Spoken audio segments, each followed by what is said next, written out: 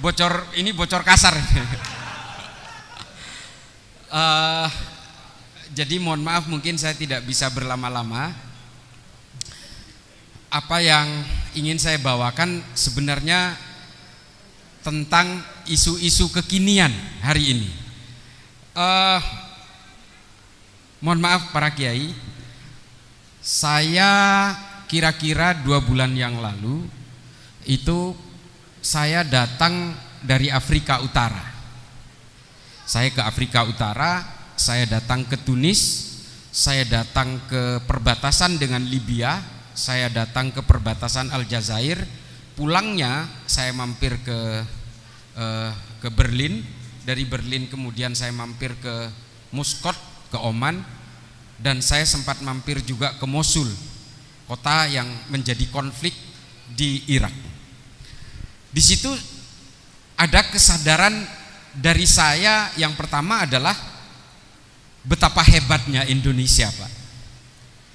Ini satu yang paling saya rasakan pertama adalah ketika saya datang ke Tunis. Di Tunis ternyata sinyal handphone itu masih 3G, Pak. Belum ada 4G. Sehingga ketika saya sampai di Tunis, saya harus live dengan Kompas TV. Akhirnya nggak bisa dilaksanakan karena sinyalnya putus-putus dengan Jakarta. Nah, ini adalah gambaran betapa Indonesia hari ini adalah negara yang menurut kita tidak boleh nikmatnya itu kita ingkari. Yang kedua adalah ketika saya di Tunis itu cuacanya 53 derajat, Pak. 53 derajat Celcius. Jadi di kota, di Tunis, ibu kotanya Tunisia itu tidak ada orang di luar toko. Semuanya diperintahkan oleh pemerintahnya, oleh wali kotanya untuk masuk ke dalam toko yang ada AC-nya. Jadi orang itu akhirnya berjubel masuk ke dalam toko karena 53 derajat itu memang tidak bersahabat. Ini mohon maaf, kalau kita ngeludah nggak sampai 1 menit itu kering. Dan herannya di situ itu ada penduduknya. Dan di situ ada beberapa makam para sahabat Rasulullah. Nah, ini gambarannya adalah bahwa betapa hebatnya perjuangan mereka-mereka yang berhasil mengislamkan Afrika Utara pada zamannya. Nah, ini tapi anehnya, Pak, Tunisia ini negara dengan penduduk 99,9%. Tapi di pusat kotanya itu ada katedral Katolik. Ini Islam yang sebenarnya. Dan ini adalah Islam metodenya Rasulullah. Nih, coba bayangkan. Ketika Rasulullah pertama kali masuk ke Yasrib tidak melalui peperangan. Itu yang pertama. Yang kedua adalah Rasulullah diterima dengan tangan terbuka oleh orang-orang Nasrani dan orang-orang Yahudi.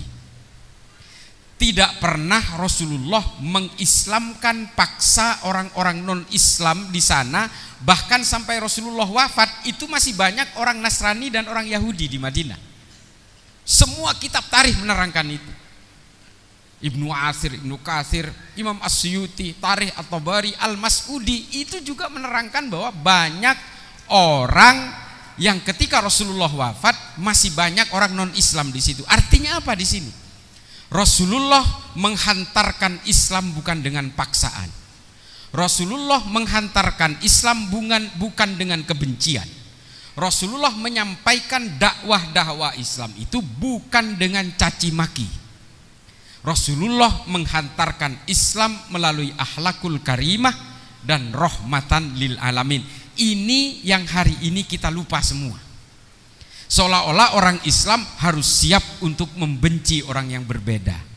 Seolah-olah kalau Islam harus siap untuk mencaci maki siapapun. Nah, ini yang harus menjadi pegangan kita. Salah seorang penulis, Pak, ahli sejarah dari Edinburgh University dari Skotlandia, namanya William Montgomery Watt, menulis judul bukunya Muhammad the Prophet and the Statesman. Apa artinya? Muhammad seorang rasul dan juga seorang negarawan. Nah, ini yang ingin saya ceritakan adalah bagaimana Rasulullah memimpin sebuah negara. Pertama, apa yang dilakukan oleh Rasulullah? Masuk ke Yasrib bukan dengan membawa angkara murka. Tidak. Rasulullah masuk dengan damai, mendamaikan orang-orang yang bertikai untuk kemudian disatukan menjadi satu wilayah negara. Apa yang dilakukan Rasulullah? Rasulullah paham betul di Madinah itu ada suku Aus dan suku Khazraj yang sudah bermusuhan ratusan tahun sejak dari Yaman, Pak. Suku Aus dan suku Khazraj ini bermusuhan sejak dari Yaman sampai berimigrasi ke Yasrib pun masih bermusuhan. Rasulullah paham betul dengan ini. Kalau negara ini dibangun dengan permusuhan, maka ini sama saja kita akan terjebak di dalam permusuhan orang lain. Kita sama saja umat-umat Muslim ini akan terjebak di dalam genderang permusuhan orang lain. Maka kemudian Rasulullah yang dilakukan adalah ini semua harus didamaikan, kata Rasulullah. Yang kedua, di situ sudah ada permusuhan antara orang Kristen dan orang Yahudi. Orang Kristen dan orang Yahudi itu sudah bermusuhan di Madinah sejak lama, Pak, karena mereka berebut ingin menjadi pemungut pajak dari kerajaan Persia. Sehingga apa? Kata Rasulullah, ini harus didamaikan. Solusinya gimana? Nggak usah ada pajak-pajakan. Orang Islam dikenakan zakat, orang non-Islam dikenakan jizyah. Selesai. Semua nyetor ke Baitul Mal. Ini keputusannya Nabi. Kemudian yang ketiga adalah Rasulullah mendamaikan pendatang dan pribumi. Karena ini rawan konflik, Pak. Yang kemudian kita kenal dengan kaum Muhajirin dan kaum Ansor. Disatukan dengan kepemimpinan yang bergantian. Tahun ini kepemimpinannya di bawah Ansor. Kaum berikutnya dipimpin oleh dari Muhajirin, pendatang. Ansor ini adalah pribumi. Terus bergantian. Nanti terakhir nanti ada tokoh yang terkenal namanya Sa'ad bin Ubadah. Ini pribumi. Lalu kemudian perbedaan ini dibungkus oleh Rasulullah. Apa tindakan Rasulullah? Membuat kesepakatan bersama untuk mengatur hak dan kewajiban semua orang yang berada di dalam ruang lingkup negara bernama Madinah ini dengan keputusan yang mutlak. Satu, semua manusia apapun agama dan sukunya diciptakan oleh Tuhan yang sama. Ini Rasulullah ini. Orang Islam meyakini kul huwallahu ahad, Tuhan hanya satu. Maka yang menciptakan orang Islam dan yang menciptakan orang Kristen itu Tuhan yang sama. Yang menciptakan orang Kristen dan yang menciptakan orang Yahudi itu juga Tuhan yang sama. Sekali kita mengatakan bahwa orang Islam dan orang Kristen diciptakan oleh Tuhan yang berbeda, murtad kita saat itu juga. Ini Rasulullah ini. Maka semua orang harus dihargai dengan hak dan kewajiban yang sama dalam satu negara. Yang kedua, apa yang dilakukan Rasulullah? Semua manusia di Madinah, apapun agamanya, apapun sukunya, dilahirkan dengan harga diri yang sama. Makanya Rasulullah tidak pernah melecehkan orang, tidak meremehkan orang, dan Rasulullah menganggap semua manusia dilahirkan dengan harga diri yang sama, termasuk pengemis yang mencaci maki Rasulullah pun oleh Rasulullah dihargai sebagai manusia. Ini Rasulullah ini. Bahkan ketika ada jenazah, ini ada riwayat, ada jenazah yang diusung, Rasulullah menghormati jenazah itu. Para sahabat bingung, Rasulullah, ini bukan orang Islam yang meninggal ini. Ini yang meninggal ini orang Yahudi. Apa kata Rasulullah? Meskipun dia orang Yahudi tapi dia manusia. Ini Rasulullah. Pengemis buta bukan orang Islam mencaci maki Rasulullah. Apa yang dilakukan Rasulullah? Meskipun dia mencaci maki. Kalau saya menjadi pendampingnya Rasulullah, saya yang nebas pengemis itu, saya nggak terima. Udah saya potong-potong itu, supaya saya masuk surga juga. Tapi apa yang dilakukan Rasulullah? Menyuapi dengan makanan setiap pagi. Ini dakwahnya Rasulullah, bos.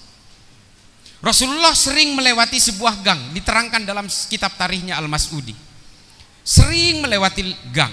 Setiap lewat gang itu Rasulullah selalu diludahi. Lewat diludahi, sampai suatu saat tidak ada yang meludahi. Rasulullah bertanya kepada sahabat, ini tumben nih nggak ada yang ngeludahin, ini kemana nih orang nih? Kata para sahabat, ya Rasulullah, yang meludahi itu orangnya sedang sakit, ayo kita jenguk. Rasulullah menjadi penjenguk pertama dari orang yang sakit itu. Dan dua-duanya, pengemis buta dan juga orang yang meludahi Rasulullah, akhirnya memeluk Islam. Ini Rasulullah. Dan orang yang berbeda dalam satu negara yang bernama peradaban Madinah ini kemudian dibungkus dengan kesepakatan bersama, Pak, yang disebut dengan Piagam Madinah. Karena apa? Rasulullah ingin membangun peradaban baru di mana umat Islam harus menyampaikan syiar-syiar Islam dan dakwah Islam tanpa intimidasi dan caci maki. Islam betul-betul berbasis kemanusiaan. Loh, kok ada perang zaman Rasulullah? Banyak sekali perang-perang. Nah, ini yang ingin saya sampaikan. Perang pada zaman Rasulullah bukan perang agama. Tolong catat. Perang pada zaman Rasulullah adalah perang untuk membela tanah air. Kalau perang-perang pada zaman Rasulullah itu perang agama, Rasulullah tidak akan mewajibkan kepada orang Nasrani dan orang Yahudi untuk ikut perang. Ini urusannya orang Islam. Tapi mengapa Rasulullah mewajibkan juga kepada orang Yahudi dan orang Nasrani? Karena ini perang membela tanah air, Pak. Maka kemudian riwayat menerangkan dalam Tarikh At-Tabari, Al-Umam wal Muluk, volume ketiga halaman 83. Salah satu korban perang Uhud itu adalah seorang Yahudi, namanya Mukhairik ibnu Ta'labah. Ini gugur dalam perang Uhud, Pak. Ini orang Yahudi, bukan orang Islam. Banyak yang membantah, oh Mukhairik udah masuk Islam. Enggak. Kenapa saya mengatakan bahwa Mukhairik belum masuk Islam ketika terlibat dalam perang Uhud? Karena ada hadis sahih yang ditulis oleh Imam Bukhari yang mengatakan bahwa Mukhairik sebaik-baiknya orang Yahudi. Rasulullah di situ masih menyebut orang Yahudi bukan mukminin atau muslimin. Artinya apa? Mukhairik masih orang Yahudi ketika gugur itu. Sejarahnya bagaimana? Ditulis tuntas oleh Al-Mas'udi bahwa ketika perang Uhud itu terjadi pada hari Sabtu, Pak. Hari Sabtu ini bagi orang Yahudi ini adalah hari yang suci bagi orang Yahudi. Apalagi Mukhairik ini adalah seorang rabi, Pak, pemimpin orang Yahudi di Madinah. Ketika hari Sabat itu orang Yahudi nggak boleh keluar rumah, nyalakan kompor aja nggak boleh, nyalakan lampu aja nggak boleh, apalagi berangkat berperang. Makanya ketika Mukhairik mengambil pedang untuk berangkat berperang, ditegur oleh istrinya, Mukhairik, lu mau kemana?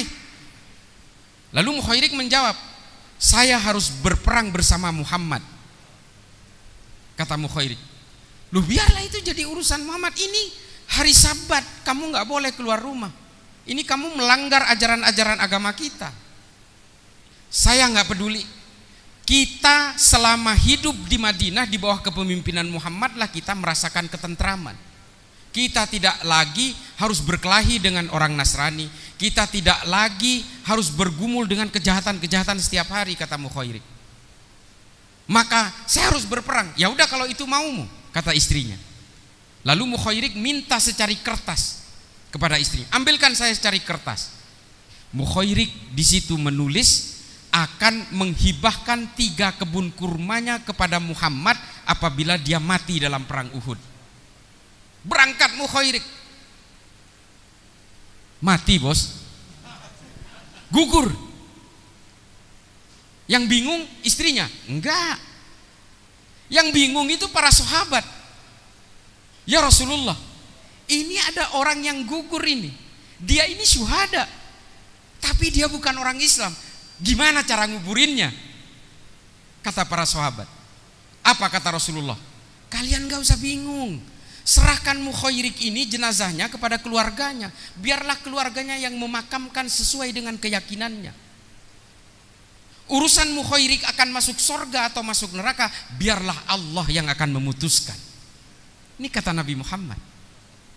Lalu keluarlah hadis yang direkam oleh Imam Bukhari dalam kitab hadisnya dan disahihkan juga oleh Imam Bukhari. Mukhairik adalah sebaik-baiknya orang Yahudi. Asbabul wurudnya cerita tadi dari hadis ini. Lalu kemudian istrinya memberikan surat wasiat itu kepada Rasulullah. Rasulullah menguangkan 3 kebun kurma yang diwariskan oleh Mukhoirik, diuangkan, dan uang inilah yang dijadikan sebagai modal baitul mal pertama di dunia oleh Rasulullah. Ada 2 dalil di sini. Satu, kalau ada Ustadz HTI bilang tidak ada dalilnya dalam Islam membela tanah air, ini dalilnya. Rasulullah mewajibkan siapapun di dalam Madinah, apapun agamanya, untuk membela tanah airnya. Buktinya Mukhoirik gugur dalam perang Uhud, bukan orang Islam. Kalau ini perang agama, Rasulullah tidak akan mewajibkan orang non-Islam untuk ikut dalam perang. Ini dalilnya. Dan ini dibahas tuntas oleh seorang ulama Islam abad ke-14, namanya Abu Bakar Ahmad Ad-Dinawari. Nama kitabnya mungkin yang mondok di sini sudah tahu, Al-Mujalas wa Jahirul Ilmi. Ini konsep bela negara. Cerita ini juga disampaikan oleh Syekh Abu Bakar Ahmad Ad-Dinawari. Lalu kemudian dalil yang kedua apa? Kalau ada orang Cina kaya mau nyumbang buat masjid, nanya, Cak Islah, ini diterima enggak? Yang nyumbang orang Kristen. Ambil bos, duit itu. Enak aja, ambil. Dalilnya apa? Warisannya Mukhoirik dipakai oleh Rasulullah untuk membangun baitul mal pertama untuk menyantuni janda-janda perang dan anak yatim korban perang. Ini Rasulullah ini. Kalau ada juragan material di depan, Cina mau nyumbang nih semen 2 truk, ambil, enak gitu. Daripada kita cuma nyetopin angkot, halo-halo, kapan kelarnya? Ambil. Urusan amalnya nanti akan kemana? Biarlah Allah yang akan memutuskan, sama seperti ketika Rasulullah memutuskan Mukhoirik yang gugur dalam perang. Yang penting kemakmuran masjid terus jalan, dan baitul mal itu juga akhirnya jalan. Dan akhirnya berkembang, termasuk juga berkembang baitul mal itu untuk menggaji para pegawai pemerintahan dan juga memberikan simpan pinjam berikutnya pada zaman Khulafaur Rasyidin. Nah, ini adalah sejarah yang bisa kita jadikan pegangan hari ini, bagaimana Rasulullah membangun dan memimpin suatu negara. Nah, kemudian gimana kemudian Rasulullah memimpin? Dari Piagam Madinah itulah kemudian oleh Ibnu Khaldun disimpulkan bahwa kunci dari suatu keberlangsungan negara itu adalah kesepakatan bersama, yang oleh Ibnu Khaldun disebut sebagai Al-Asobiyah. Nah, Piagam Madinah Al-Asobiyah inilah yang bernama di negara kita ini sebagai Pancasila. Makanya Mbah Wahid Hasyim dan para ulama ketika itu semua sepakat bahwa Pancasila ini adalah kesepakatan bersama Al-Asobiyahnya Indonesia. Hari ini Pak, orang-orang Wahabi mengharamkan Pancasila, HTI mengharamkan Pancasila. Karena apa? Karena mereka ingin menguasai negara ini. Kalau kita semua sudah tidak hormat kepada kesepakatan bersama, selesai kita Pak. Nah, posisi NU di mana? NU adalah organisasi Islam pertama yang dengan terbuka menyatakan Pancasila adalah bagian dari falsafah negara. Muhammadiyah belakangan Pak, 10 tahun terakhir. Nahdlatul Ulama sejak awal sudah sepakat untuk tetap menjaga Pancasila, sampai dibunuh-bunuhin sama PKI, sampai dicaci maki oleh Masyumi, sampai kita dikatakan oleh orang-orang komunis ketika itu sebagai orang-orang yang mencintai tahayul. NU tuh sampai orang Wahabi mengatakan ini penyembah kuburan. Banyak Pak tudingannya. Tapi NU tidak pernah punya keinginan untuk mengkhianati negara ini, karena berpegangan kepada pemikiran Ibnu Khaldun, berpegangan kepada Abu Bakar Ahmad Ad-Dinawari, dan berpegangan kepada Rasulullah ketika Rasulullah masih memimpin sebuah negara bernama Madinah. Sampai Rasulullah wafat, Rasulullah tidak pernah mau mewariskan politik Pak, tidak pernah mau mewariskan kekuasaan. Rasulullah sampai wafat tidak mau mewariskan nama penggantinya. Karena apa? Karena Rasulullah tidak mau mewariskan kekuasaan kepada siapapun. Nggak mau cawe-cawe, nggak mau Pak. Kalau Rasulullah mau cawe-cawe, beliau akan menunjuk Sayyidina Ali, sepupunya, menantunya, pinter, pintu keilmuan, babul ilmi, dan juga orang pertama yang memeluk Islam. Dan Sayyidina Ali tidak pernah sedikit pun menyembah berhala. Yang lain masih sempat, Pak. Sayyidina Ali belum. Seharusnya ini yang terbaik. Tapi kenapa Rasulullah tidak mewariskan kepada sepupu dan menantunya yang hebat, ahli strategi perang ini? Karena Rasulullah tidak mau mewariskan kekuasaan, Pak.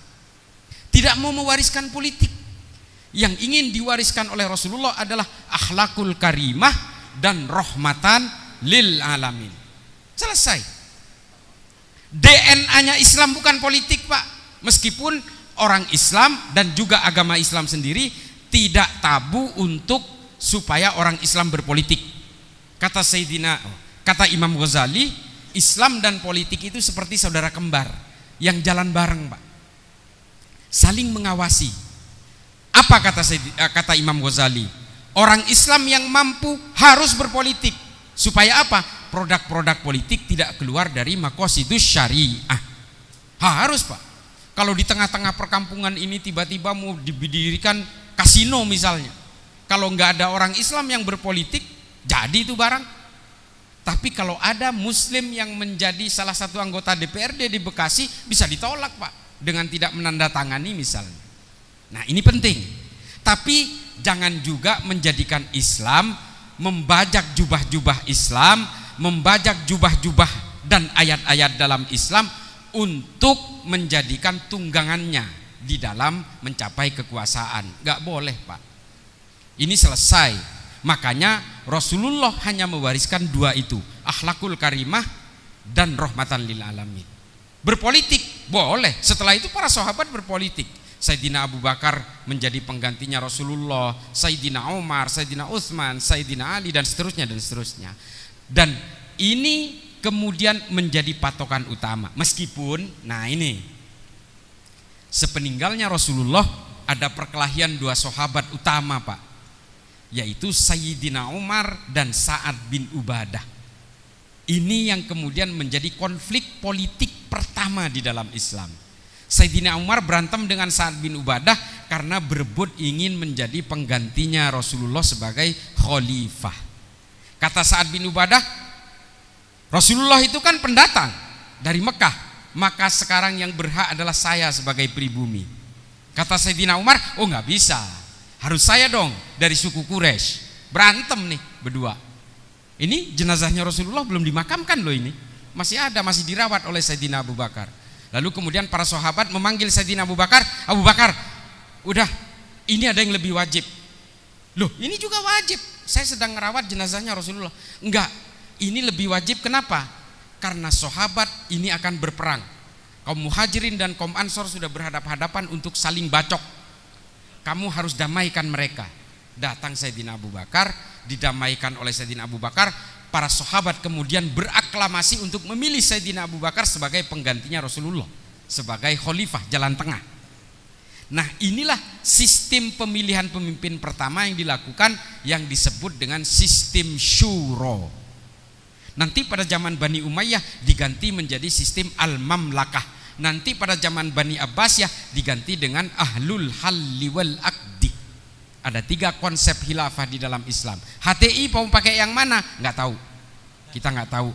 Yang jelas sistem syuro ini sudah dipakai oleh orang Romawi 1200 tahun sebelum orang Islam, namanya Respublika Romana. Bukan orang Islam yang pertama menggunakan sistem ini, orang Romawi, bos. Yang kedua, al-mamlakah sudah dipakai 800 tahun sebelumnya oleh orang Romawi, namanya monarki absoluto. Ahlul halli wal aqdi yang pertama bukan, sudah dipakai oleh orang Romawi 400 tahun sebelum Islam, dipakai oleh orang-orang Romawi ketika menguasai kekaisaran Bizantium, namanya Concilium Plebis. Hari ini HTI mengatakan sistem khilafah itu buatan Allah, maka orang Islam wajib menegakkan khilafah. Omong kosong, Pak. Ini hanya modus untuk menghipnotis kita semua supaya kita mudah ditipu oleh mereka, karena mereka ingin menguasai Indonesia. Tar dulu, ada NU, bos. Langkahi dulu mayat NU. Nih Banser nih jumlahnya 7 juta. Tentara kita TNI nih jumlahnya 1 juta. Polisi 462.000. Kalau NU mau memberontak pakai Banser aja secara jumlah udah menang. Tapi apakah NU pernah mau mengkhianati negaranya sendiri? Gak pernah. Apa kata Gus Dur? Negara Kesatuan Republik Indonesia ini jauh lebih penting bagi NU. Itu NU. Makanya kemudian NU itu gak pernah mengkhianati siapapun di negara ini. Ini loh NU. Yang lain udah itu bom yang meledak tahun 2000 sampai 2009 itu kelakuannya Wahabi semua itu. Yang melahirkan Amrozi, Imam Samudra, Ali Fauzi. Terus siapa lagi itu? Banyak, Abu Bakar Bashir, Oman Abdurrahman, Bahrun Naim. Ini kan semua produk-produk Wahabi. Mohon maaf kalau ada kesamaan nama. Ada Dulmatin. Ini semua adalah pengkhianatan kalangan Wahabi kepada Indonesia. Makanya Pak, orang-orang yang ingin merubuhkan Pancasila dan ingin menguasai negara ini pasti sasarannya NU. Kenapa? NU yang menjadi palang pintunya Pak. NU itu artinya negara ini perlu NU. Politisi perlu NU 5 tahun sekali. Seksi banget. 82 juta bos. Pak Jokowi 56% exit pollnya itu dari NU. Itu Pak Jokowi itu. Yang sekarang cawe-cawe. Ini adalah gambaran bahwa NU itu seperti lempung, mau dijadikan apapun oke, manut aja.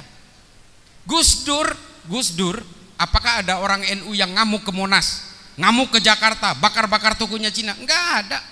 Kata Gus Dur, tidak ada jabatan yang harus dibela mati-matian. Negara ini lebih penting. NU itu waktu zaman PKI semua para kiai, para santri dihajar. Apa yang dituduhkan kepada NU ketika santri-santri NU membalas kepada kelompok-kelompok komunis itu?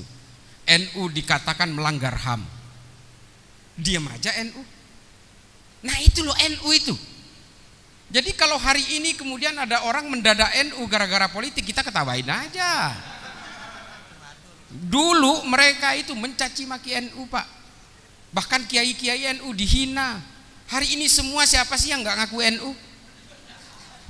Ngaku NU semua sekarang itu. Wallahul muwaffiq ila aqwamit thoriq. Ada yang nyanyiin ya lalwaton, ini mohon maaf. Meskipun lip syncnya salah-salah itu. Ngafalinnya hanya semalam. Nah ini adalah gambaran bahwa pada akhirnya orang itu akan berpikir, kalau orang mencintai negara ini, maka akhirnya orang berpikir bahwa NU adalah perekat semua. NU ini yang menjadi jembatan di antara tembok-tembok ini. Semua ini Pak. Dan apa yang dikatakan? Apakah ini kata? Ini ada seorang akademisi Pak, namanya Phil Caruso. Ini sudah sering saya bawakan di YouTube. Phil Caruso ini adalah seorang sarjana dari Tillman University, dari Harvard. Dia mengatakan itu, Indonesia kalau kehilangan NU dia akan kehilangan Pancasila. Ini Phil Caruso yang ngomong. Makanya negara-negara itu semua yang hari ini negara berkonflik, kata Phil Caruso, ini kalau nggak ada Pancasila, ya itulah seperti negara-negara yang ada hari ini, seperti Suriah, Somalia, Sudan, Nigeria, Pakistan hari ini. Semua mengalami kerentanan yang luar biasa Pak. Yang paling terakhir yang ingin saya katakan dari keteladanan Rasulullah ini, kemudian menjadi konsep awal dari peringatan 1 abad NU kemarin. Di bawah kepengurusan Gus Yahya kemudian NU tidak boleh lagi terjebak dalam harokah-harokah siasah. Karena dalam harokah siasah akhirnya membangun kebencian-kebencian satu sama lain. Pada akhirnya NU terjebak dalam al-wala wal bara. Nah ini yang tidak boleh dilakukan, makanya NU kemudian kembali kepada keilmuan untuk mengawal peradaban manusia. Makanya 1 abad kemarin NU lebih fokus untuk membangun fikih peradaban. Karena apa? Orang Islam hari ini banyak yang terjebak dalam kepentingan-kepentingan politik. Pak, teroris yang lahir, Al-Qaeda, ISIS, Boko Haram, Al-Shabaab, Hasan Turabi, Laskar At-Taibah, Jabhatun Nusra, Liwaut Tauhid, ini semua karena terjebak dalam kepentingan-kepentingan politik. Di Indonesia ada Jamaah Islamiyah, Jamaah Ansarud Daulah, Jamaah Ansur Syariah, NII, MII, MIT, MIB, Khilafatul Muslimin, Hizbut Tahrir Indonesia. Ini semua terbentuk karena kepentingan-kepentingan politik. Akhirnya apa? Umat Islam terpecah belah Pak di mana-mana. Oleh karena itu NU kemudian menggagas bersama para ulama dari berbagai negara kemarin di Sidoarjo, memutuskan sebuah konklusi, kesimpulan baru bahwa Islam tidak boleh lagi terjebak dalam berbagai operasi intelijen barat yang hanya ingin memecah belah Islam. Akhirnya kita harus betul-betul membangun ilmu pengetahuan untuk membangun peradaban melalui fikih peradaban. Nah ini Pak, yang paling terakhir ingin saya ceritakan. Hari ini Pak, anak muda kita banyak yang kemudian memilih menjadi ateis, terutama di Arab Pak. Ini yang mencengangkan sekali. Kemarin ketika saya ke Arab, saya menemukan buku yang lebih mengajarkan tidak percaya kepada Allah. Ini di Arab loh. Kalau saya temukan di Amerika lain cerita Pak. Saya hidup di Amerika 4,5 tahun.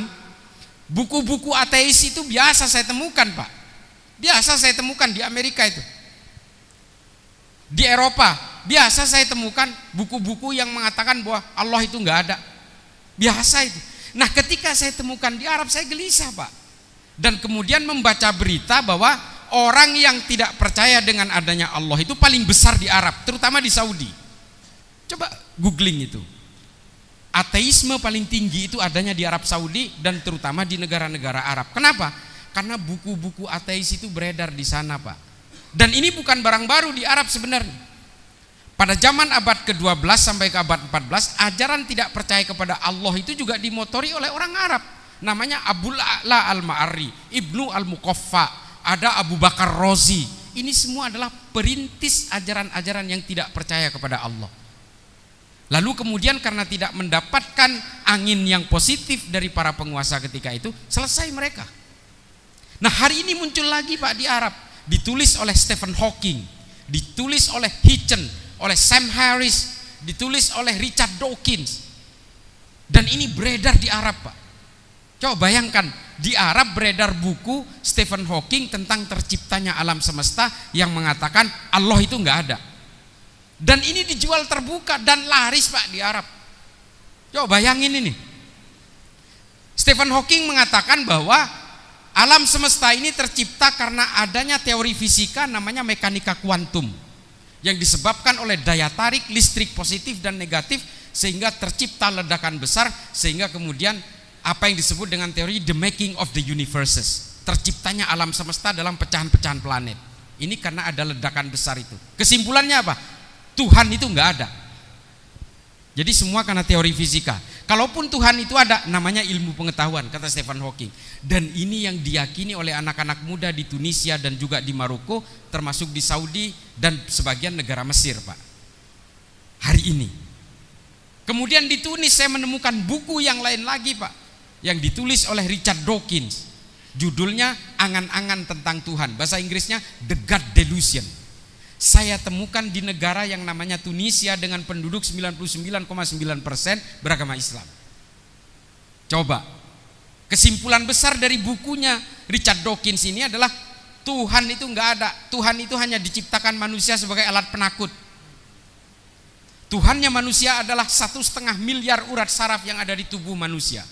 Kalau urat saraf ini nggak komplit, manusia lahir cacat. Kalau manusia ditebas lehernya sampai habis, dia akan mati. Karena semua urat saraf itu yang menghubungkan otak dan organ-organ motorik ini adanya di leher. Jadi kalau manusia itu ditebas lehernya sampai putus, 1000% pasti mati.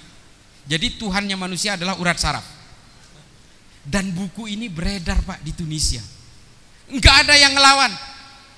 Ulama mana yang bisa ngelawan? Enggak ada Pak. Kenapa? Ulama kita sibuk berpolitik bos. Enggak ada lagi yang ingat dengan ilmu pengetahuan. Makanya kemudian NU menggagas fikih peradaban.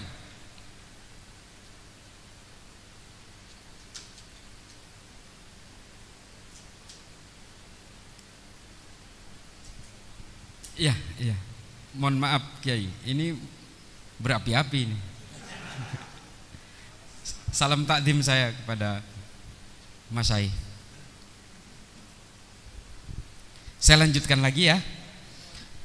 Nah kenapa kemudian tidak ada yang sanggup melawan teorinya Stephen Hawking dan Richard Dawkins? Karena ulama kita nggak mampu Pak. Nggak mampu melawan Pemikiran-pemikiran dari ilmu pengetahuan mereka. Padahal Islam pernah melahirkan Ibnu Sina. Siapa Ibnu Sina? Penemu teori dasar ilmu kedokteran pertama, anatomi tubuh manusia. Orang Islam yang oleh orang Wahabi dikafirkan karena dia orang Persia.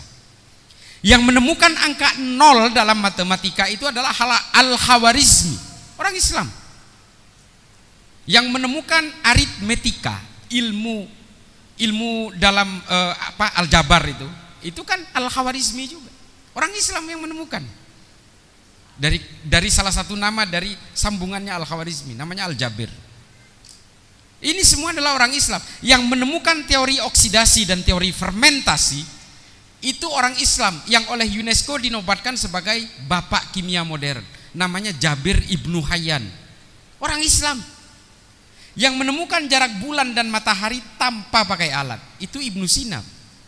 Sampai hari ini dipakai oleh Kopernikus, dipakai oleh Magellan dan sebagainya.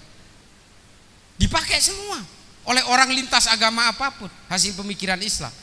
Nah, hari ini tidak ada yang sanggup melawan teorinya Stephen Hawking karena ulama lupa dengan kejayaan Islam lewat ilmu pengetahuan itu. Padahal, nah ini Al-Quran menyediakan semuanya. Salah satunya ada seorang pemikir Islam, seorang ulama yang membuat kitab tafsir namanya Syekh Muhammad Thohir bin Asyur, dilahirkan di Tunisia. Nama kitabnya At-Tahrir wat Tanwir. Ada yang baca? Belum. Karena apa? Kita sibuk berpolitik. Padahal kitab At-Tahrir wat Tanwir ini ditulis pada abad ke-18 oleh Syekh Muhammad Thohir bin Asyur, dan di situ mengungkap terciptanya alam semesta berdasarkan ayat-ayat dalam Al-Quran yang oleh Syekh Muhammad Thohir bin Asyur disebut sebagai teori penyatuan dan pemisahan yang dalam bahasa Arab disebut al-ittisal wal infisal. Sama persis seperti teorinya Stephen Hawking. Sama Pak. Jadi teori Stephen Hawking ini sebenarnya bukan teori baru, ini sudah ada di dalam Al-Quran sebelumnya. Cuma kita nggak bisa menemukan dan bahkan belum jarang yang sudah baca kitabnya dari Syekh Muhammad Thohir bin Asyur, At-Tahrir wat Tanwir. Saya juga sedang baca ini. Untuk apa? Saya sedang menulis buku untuk melawan teori-teori orang-orang ateis ini. Tapi mungkin belum selesai dalam 1 tahun ke depan karena saya harus banyak menggali literasi dari pemikir-pemikir Islam lain. Nah ini Pak, inilah kelalaian kita ketika kita terlalu banyak memikirkan tentang politik. Kita lupa bahwa Islam itu pernah berjaya dengan ilmu pengetahuan. Ini yang membuat Islam itu tidak bisa berkompetisi dengan bangsa lain, dengan orang-orang lain terutama di negara-negara barat. Orang-orang di Cina hari ini dari Huawei sudah menciptakan prototipe handphone Pak. Jadi besok handphone itu sudah tidak berupa batangan seperti ini. Jadi sudah pakai microchip yang dibenamkan di kepala, sehingga kita itu ngomong kayak orang gila tuh, ngomong sendiri. Tinggal ngomong istri saya, terhubung Pak langsung dengan istrinya yang juga nggak pakai handphone. Nanti begitu. Dan ada virtual screen. Nanti tinggal kita garis begini, ini nanti muncul screennya di depan layar. Ini yang sedang dirancang oleh Huawei Pak, untuk telepon 20 tahun ke depan. Nah kita hari ini kan enggak Pak, kita masih sibuk tukar tambah di konter-konter nih di pinggir jalan. Tukar tambah, tambahin dong. Yang masih ninut-ninut itu. Nah ini kita selamanya akan terus menjadi pengikut, menjadi pembeli kalau kita sendiri tidak sanggup menggagas ilmu pengetahuan. Makanya kemudian NU dalam 1 abad kemarin kita harus bisa ikut serta dalam fikih peradaban supaya kita tidak ketinggalan Pak. Supaya orang-orang Islam punya competitiveness. Kalau enggak kita akan terus jadi korban Pak, jadi korban-korban mainan ini. Dibuat organisasi namanya ISIS, berangkat ke Suriah semua. Hari ini Pak ada 800 orang Islam Indonesia yang terkatung-katung di kamp-kamp pengungsian di Al-Roj, di Al-Khol dan Idlib. Nggak bisa pulang Pak. Oleh PBB dinyatakan mereka itu kehilangan kewarganegaraan. Sampean tahu yang terjadi di kamp pengungsian itu. Ini mohon maaf adik-adik ya, ini bukannya menceritakan ini. Sampai mereka ini ibu-ibu yang matinya menjadi korban perang, suaminya yang mati di dalam perang ISIS itu, sampai mereka itu berhubungan dengan anaknya, Pak. Ini data terakhir yang kita himpun dari mereka. Ini loh kejadiannya. Dibohongi oleh ISIS. ISIS diciptakan oleh orang barat. Orang Islam selalu menjadi korban. Al-Qaeda yang nyiptain Amerika. Produknya di sini akhirnya apa? Ya jadilah kayak Amrozi, kayak Imam Samudra, meledakkan bom di mana-mana. Ini kan korban konspirasi operasi intelijen barat. Apakah kemudian teroris di sini juga tahu mereka itu adalah korban? Enggak, mereka ini hanya percaya, Pak, bahwa ini atas nama Islam. Padahal ini adalah untuk kepentingan-kepentingan barat. Mereka nggak tahu. Loh, berarti Densus itu ikut konspirasi? Enggak, Densus itu ingin menyelesaikan orang-orang yang menjadi korban ideologi ini. Ya kalau mereka itu didiemin, Pak, mereka akan meledakkan bom di mana-mana atas nama agama. Karena mereka menganggap ini perjuangan agama, padahal ini dibohongin doang oleh orang-orang barat. Maka kemudian konsepnya Densus belakangan ini, nah ini mohon maaf, Pak, saya tenaga ahli di Densus. Makanya saya mau cerita. Makanya kemudian orang-orang yang menjadi korban dari infiltrasi ideologi ini berusaha disadarkan, Pak, supaya kembali. Dan alhamdulillah sebagian teroris sudah banyak yang kembali menjadi NU. Kembali menjadi NU. Ini saya ulangi lagi. Kenapa Densus menjadikan NU sebagai partner? Karena tidak ada satupun orang Nahdlatul Ulama yang ditangkap oleh Densus. Saya bertanggung jawab dengan data ini. Gak ada, Pak. 2162 itu hampir semuanya Wahabi. Hanya 2 yang bukan orang Islam, yang mengatasnamakan Islam. 1 orang Katolik namanya Fernando. Yang kedua Johnson Dang Siagian, Protestan, mau meledakkan pos polisi Jatiwarna. Ada 4 sih, ada juga, bukan NU tapi. Ada. Dia bikin bom di sini, di Bekasi. Tahu sendirilah, nggak usah saya sebutin, saya takut digeruduk nanti. Nah ini adalah gambaran, Pak. Makanya kemudian hari ini NU itu menjadi mitra utama dari penegakan hukum terhadap aksi terorisme. Karena apa? NU tidak pernah bisa mencetak orang-orang Nahdien menjadi teroris, nggak pernah. NU tidak pernah diajarin untuk mengkafir-kafirkan orang yang berbeda, nggak pernah. NU tidak pernah diajarkan untuk mengharamkan wayang, mengharamkan ini, mengharamkan itu, mengharamkan ini, nggak pernah, Pak. NU itu berdiri sendiri dengan fikihnya sendiri. Silahkan haram sesuai dengan Batsul Masail, keputusan para ulama, silahkan. Orang yang menganggap ini tidak haram ya silahkan aja. NU nggak pernah mau pusing. NU tidak pernah gelisah oleh keimanan orang lain. NU tidak pernah gelisah oleh perbedaan tafsir yang dimiliki orang lain. Maka jangan pernah mengkafirkan NU karena berbeda dengan kalian. Ini NU. Karena kita maulidan, wah ini ahlul bid'ah. Ini kerjaan orang Wahabi ini. Lagian kalau dia itu sudah menganggap akan masuk surga, ngapain bingung oleh kita yang menurut mereka itu kita akan masuk neraka? Gak usah bingung lah. Nah ini tafsir-tafsir kita nggak boleh gelisah, Pak. Jalan terus maulidan, ratib, menghormati para habaib, jalan. Ini harus kita betul-betul memupuk kecintaan kepada Rasulullah lewat maulid, lewat ratib, lewat penghormatan terhadap para habaib, para dzurriyyah Rasul. Harus, Pak. Nah ini penting bagi NU karena NU memang selalu mengajarkan cinta. NU selalu berbasis cinta. Ini telat nih. Jangan. Saya ditunggu, nanti bisa dipecat. Nah ini Bapak Ibu sekalian, saya berapi-api begini karena kita ingin membangun, mohon maaf Kiai, karena kita harus mengembalikan kejayaan Islam dengan basis ilmu pengetahuan, Pak. Islam harus dijayakan kembali lewat ilmu pengetahuan, lewat kedamaian, lewat kemanusiaan, lewat cinta, sesuai tuntunan Rasulullah ketika Rasulullah memimpin sebuah peradaban di sebuah negara yang bernama Madinah. Ini Rasulullah ini. Rasulullah buta huruf, iya, tapi Rasulullah lah yang mendorong para sahabat untuk bisa menemukan konsep waktu sholat masuk, namanya istiwa, yang menggunakan tongkat ketika matahari sudah bergeser masuk zuhur, bergeser ke sini sekian derajat masuk asar dan seterusnya. Ini adalah dorongan Rasulullah kepada para sahabat untuk bisa menemukan suatu konsep apapun berbasis ilmu pengetahuan. Nah, ini Rasulullah sekali, Pak. Mari kita jayakan Islam dan bangsa ini dengan ilmu pengetahuan, bukan dengan politik, Pak. Aduh, kalau udah politik kita, jangankan kita yang berbeda, Pak, kafir-kafiran semua. Suami istri bisa cerai gara-gara politik, Pak. Istrinya milih Jokowi, suaminya milih Prabowo, cerai, Pak. Nah, ini yang kita tidak boleh lagi terjebak dalam berbagai permusuhan hanya gara-gara pilihan politik.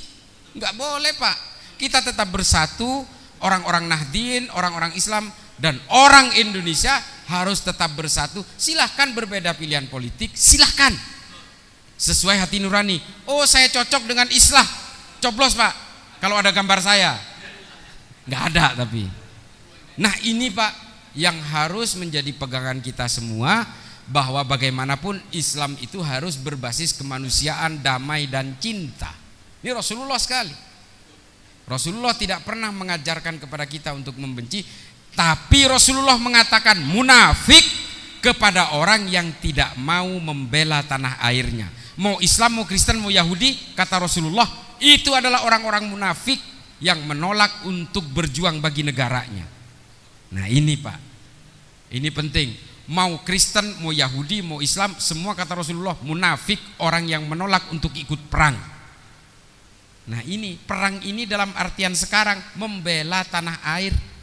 Paling terakhir Al-Mujalah Sawajahirul Ilmi, Abu Bakar Ahmad Ad-Dinawari menuliskan, sebaik-baiknya manusia, orang-orang yang bermoral paling baik adalah orang yang mati-matian membela tanah airnya. Kenapa?